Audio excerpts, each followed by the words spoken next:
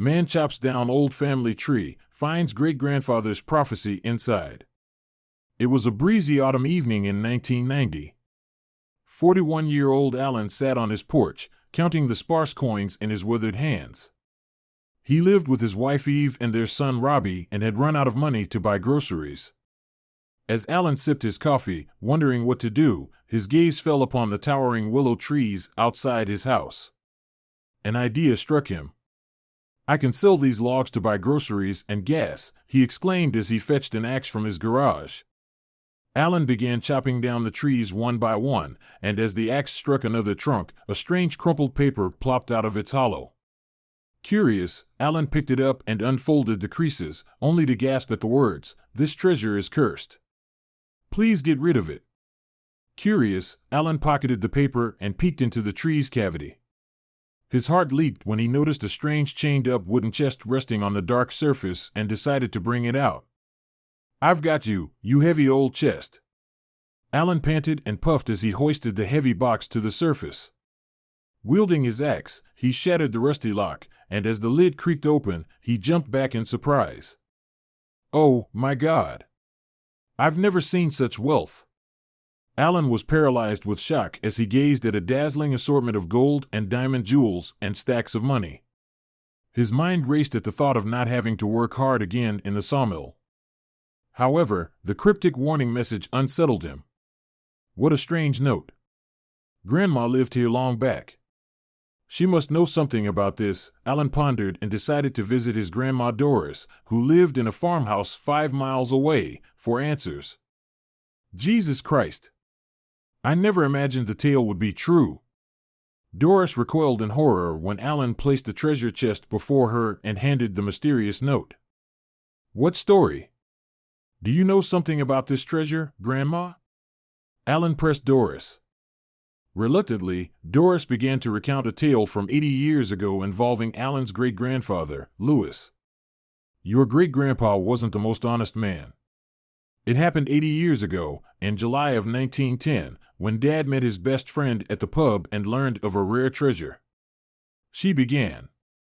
Louis and his friend Gustavo were enjoying a drink at a dimly lit pub when Gustavo mentioned an enticing opportunity to become rich in one night. "Man, listen up," he whispered. "Heard the bank in the town nearby houses a rare and precious cargo." Louis's eyes lit as he downed another drink. "Precious cargo? That's some news, Gus. This could be our big break." Gustavo grinned mischievously. "Yeah, and no more petty scores and mugging people.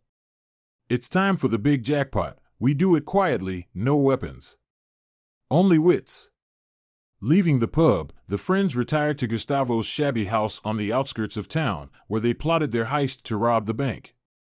With forged documents, their last bit of savings, and a strange plan, Louis and Gustavo set off toward the neighboring town the next morning.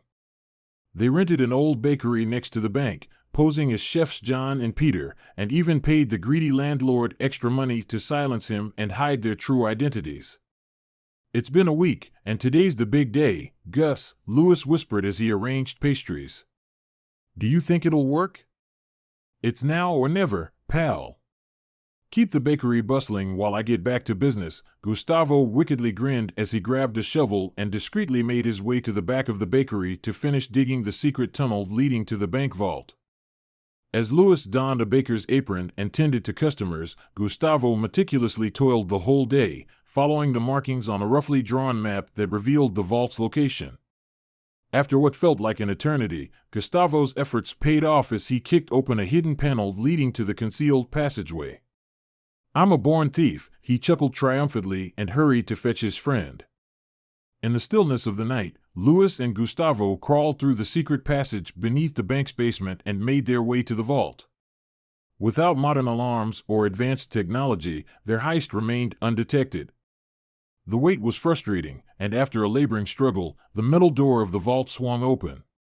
Louis and Gustavo's eyes widened at the row of glistening safety deposit boxes stacked inside, each holding a potentially life-changing fortune. They broke one safe lock after another and bagged the loot when Louis noticed a strange reinforced wooden chest that stood out from the rest. Gus, something about this box feels strange, don't you think? He whispered. You told me about some precious cargo with a rare treasure. Could this be it? I'm not sure, pal, Gustavo replied. But it does look weird. Look at those strange carvings. Excitement surged through Lewis's veins to know what was inside the box. What if it holds something valuable? Let's take it, Gus. When the men couldn't crack open the remaining safes, they swiftly made a decision. All right, we'll take this chest with us along with the rest of the loot, Gustavo agreed. We'll break it open at my house and share its contents. Tossing the wooden chest into the bag, Lewis and Gustavo crawled back to the bakery through the tunnel, making their grand escape that very night. The cops will break their heads looking for fake John and Peter. Gustavo laughed as he tried cracking open the chest back home. Damn, it's too tight, he sighed. I'm drained, pal. Take the money bundles home. I'll have this thing open by morning, and we'll split the share, all right? But Lewis hesitated. That's not a good idea. If my wife sees the money, she'll become suspicious. I'll come back in the morning and collect my share, Gus. The friends agreed, but when Lewis excitedly returned the next day, he was in for a massive shock. Gustavo's house was locked from the inside, and he never answered his knocks. Fearing his friend had run off with the treasure, Lewis searched around the house and spotted an open window at the back. He climbed through the window, and as he explored the house, he stumbled upon Gustavo's lifeless body lying in the kitchen.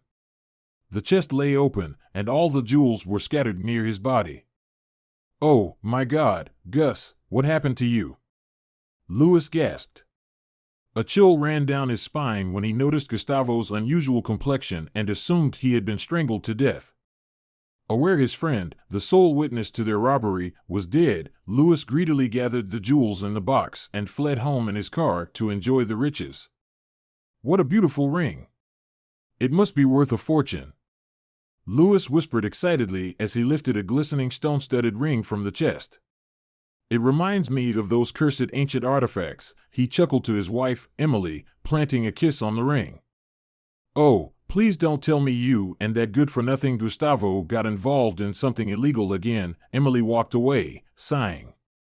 Moments later, she heard a loud cry in their bedroom and found Lewis collapsed on the floor.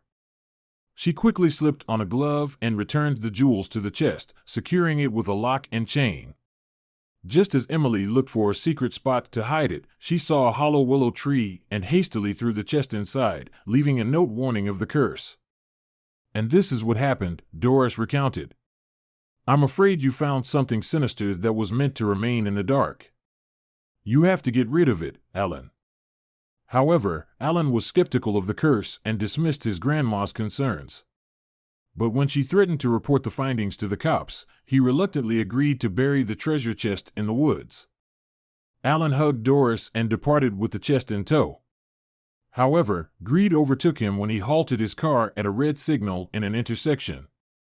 Why should I get rid of the treasure when I can become rich and not work at all? As the old saying goes, finders, keepers, he chuckled greedily. Just as Alan took the fateful decision and turned around to head home, a speeding truck rammed into his car and killed him on the spot. Hours later, Doris and Alan's wife sat in the police station, waiting for the officer to identify the body. It happened because of these cursed treasures, Doris whispered, tears streaking down her cheeks. I don't think so, the cop interrupted.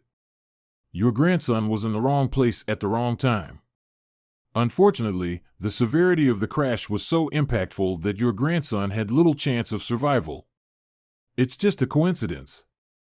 As for the antiquities, it's unlikely they were cursed.